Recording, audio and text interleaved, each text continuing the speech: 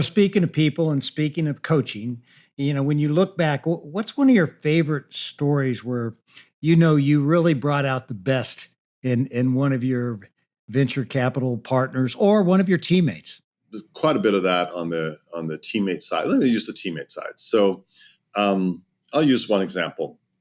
So I was at Google for 12 years after being a VC. And when I joined, I inherited 4 senior leaders and their organizations reporting up to me.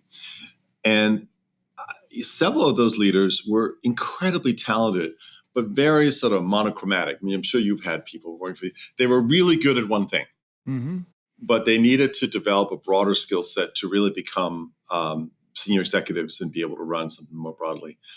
And so I had a guy who was, super creative and fun, but lacked sort of some of the discipline and process. Another person who was very much an engineer, very analytical, but wouldn't let people in and didn't lean as much. He had a lot of EQ, but he didn't show it, right?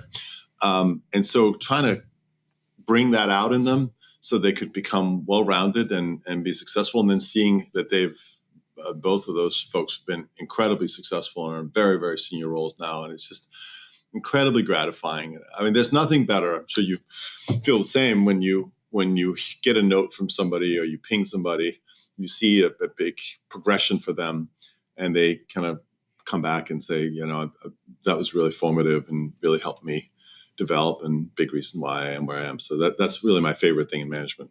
How did you help them gain the self-awareness that they needed to develop some of those skills, or they might derail or not achieve what they had in them?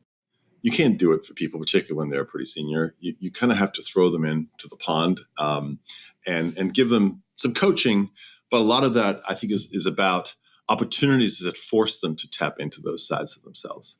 So as you take the person who was more of an engineering type and very analytical, brilliant, we gave him a sales leadership role. Oh, how did I know that? How did I know that? But the flip side is I gave a strategy role to the guy who was more a creative person and he needed more structure. Yeah. And I think for both of them that turned out to be really great. Maybe another one that comes to mind is another senior leader who was maybe reluctant to toot her own horn as much.